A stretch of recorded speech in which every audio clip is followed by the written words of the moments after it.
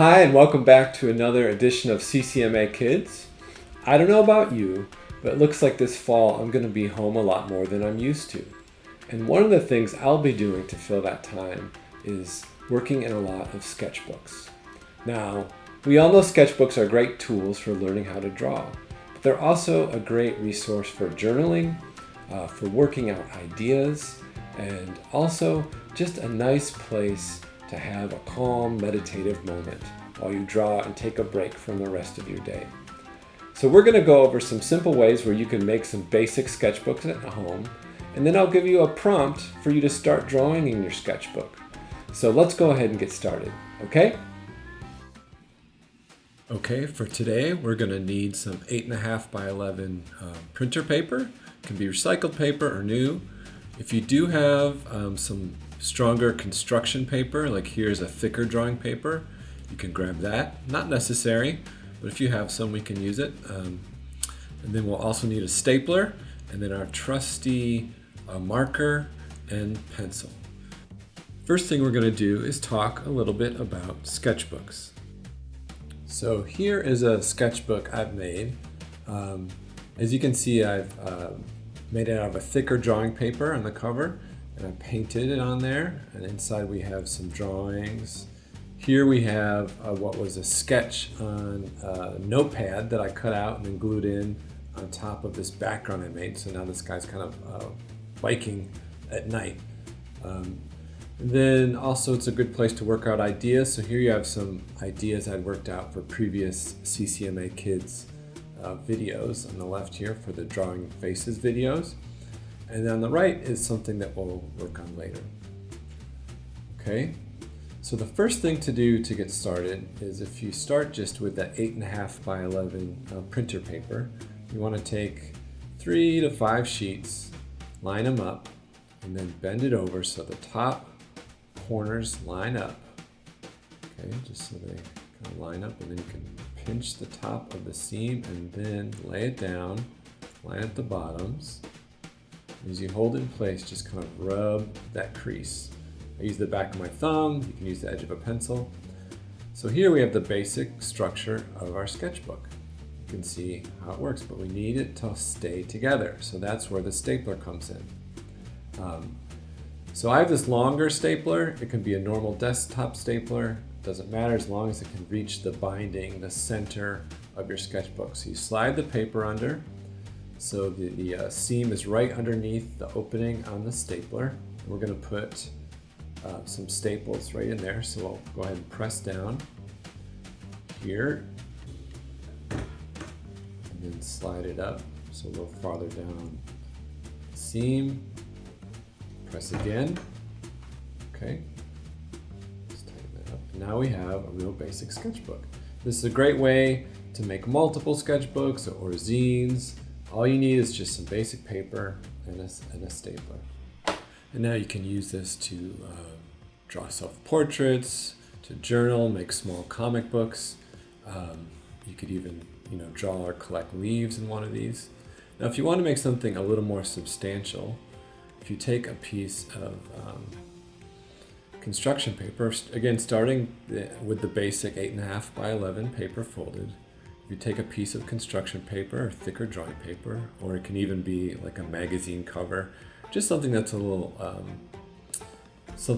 sturdier, a little stronger. You cut it out so it's slightly bigger than your pages, and then you fold it over on top, open to the center page here, and again we're going to slide it into our stapler. We slide in. And then this time we're going to put 3 staples down the spine of the sketchbook. So now we have, again, a real simple, small sketchbook, but it has this stronger cover. And then we can take time to think about if we want to decorate that.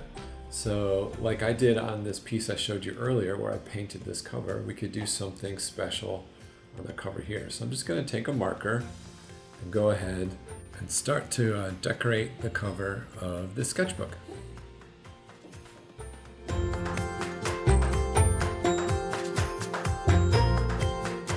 So I did this little drawing. You can paint it or collage in there, whatever you want. So if you want to make something a little larger, you're going to need a little bigger stapler. So here, this front end is the size of a normal stapler. I have this long stapler that's made for shooting staples into larger folded pieces. But even if you have a slightly larger one, you should be able to make a larger sketchbook made out of a large sheet of drawing paper. So here I've taken some pieces that I've cut by taking an 18 by 24 sheet, cutting them to sections, some larger sheets that I then folded, and I'm going to go ahead and open them up just like I did the smaller one, slide it under, and go ahead and staple that. Okay. And now I have this larger sketchbook, and it's made of a little nicer paper than the 8.5 by 11 printer paper, and it gives more room. You can see it next to that smaller one here. So now what we're going to talk about is a way to begin drawing. A lot of times we have these sketchbooks and we don't necessarily know how to start. So we're going to do a simple prompt based on the alphabet to get you drawing in your sketchbook. So if you remember, a lot of times with drawing, it's just a matter of knowing how to start.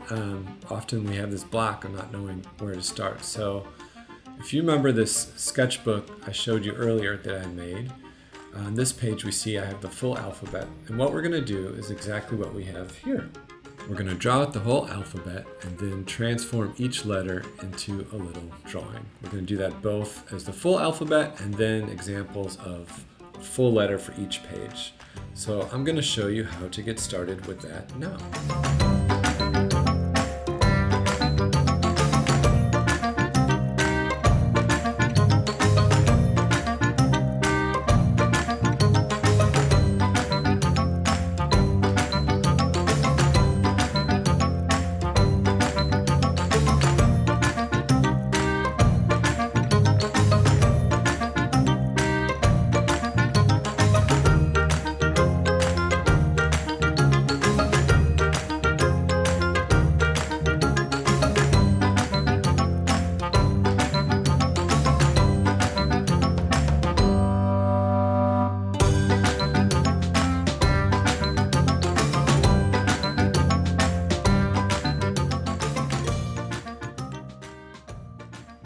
Okay, so as you can see, I've written the alphabet across just 2 pages in the sketchbook. And just like I'm doing with the Z, the first thing that kind of comes to mind of what it looks like, I start to try to transform that letter. So here, I turn the Z into a Rietveld zigzag chair. It's kind of a cheat, I guess, the ZZ. But I did faces, I did a deer, I did a tree. There's really no right or wrong. It's just kind of trust your instinct and begin drawing in your sketchbook. Now, if you want to expand this a little more, you can actually take these and dedicate each page of your sketchbook to a letter. And I'll show you how to do that now. So sometimes I like to have larger drawings on the pages of my sketchbook. So what we're going to do is an example of a way you can do the same project but with larger drawings, and that is by spreading the alphabet over all the pages of your sketchbook. So I'll be drawing a letter on each page and then trying to transform that letter into a drawing. And I'll start with the letter A. And I'll go ahead, get started now so you can see what I mean.